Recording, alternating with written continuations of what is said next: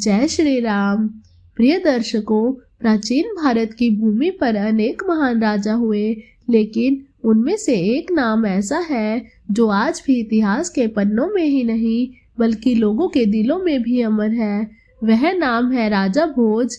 एक ऐसा राजा जिनकी पहचान केवल उनकी शक्ति और वैभव से नहीं बल्कि उनके न्याय, ज्ञान और विनम्रता से होती थी। कहा जाता है कि राजा भोज के दरबार में कोई भी व्यक्ति निराश होकर नहीं लौटता था। उनके राज्य में हर व्यक्ति सुखी था।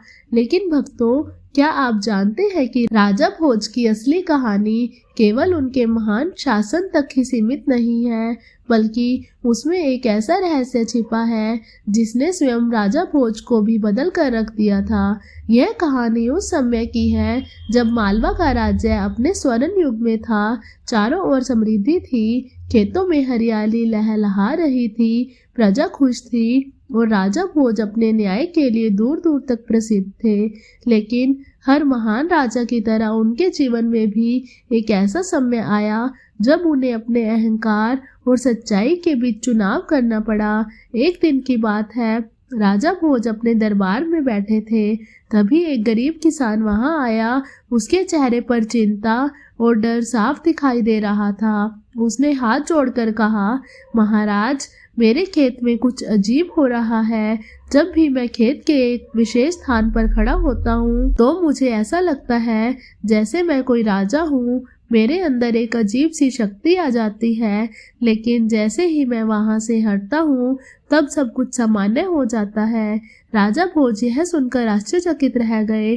उन्होंने तुरंत उस स्थान को देखने का निर्णय लिया। अगले दिन वे स्वयं उस किसान के साथ उसके खेत में पहुंचे। जैसे ही राजा भोज उस स्थान पर खड़े हुए, अचानक उनके भीतर भी एक अजीब सा परिवर्तन होने लगा। उन्हें लगा जैसे उनके अंदर असाधारण बुद्धि और शक्ति का संचार हो गया हो। उनका मन पहले से कहीं अधिक तेज और स्पष्ट हो गया हो। राजा भोज समझ गए कि इस स्थान पर कोई रहस्य छिपा है। उन्होंने तुरंत आदेश दिया कि उस स्थान की खुदाई की जाए। सैनिकों और मजदूरों ने खुदाई शुरू की और कुछ ही समय में मिट्टी के नीचे से एक अद्भुत और चमत्कार सिंहासन बाहर निकला।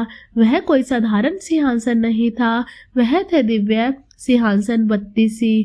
उस सिंहासन पर 32 सुंदर और जीवंत मूर्तियां बनी हुई थी। जैसे ही राजा भोज उस सिंहासन पर बैठने के लिए आगे बढ़े, अचानक उन मूर्तियों में से एक जीवित हो उठी और उसने कहा, रुको राजा भोज, इस सिंहासन पर बैठने का अधिकार केवल उसी को है जो सच्चे अर्थों में महान हो।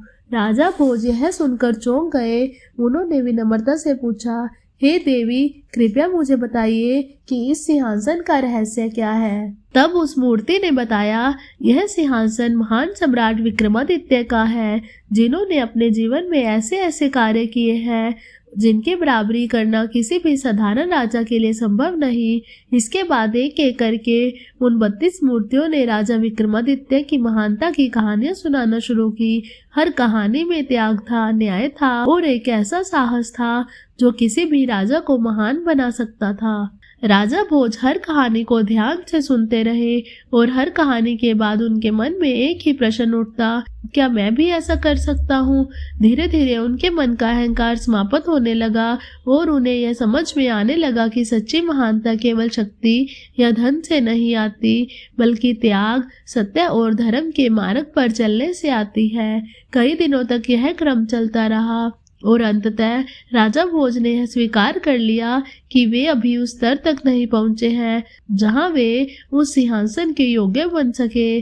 उन्होंने उस सिंहासन को वहीं सम्मान पूर्वक स्थापित करवा दिया और वापस अपने महल लौट आए।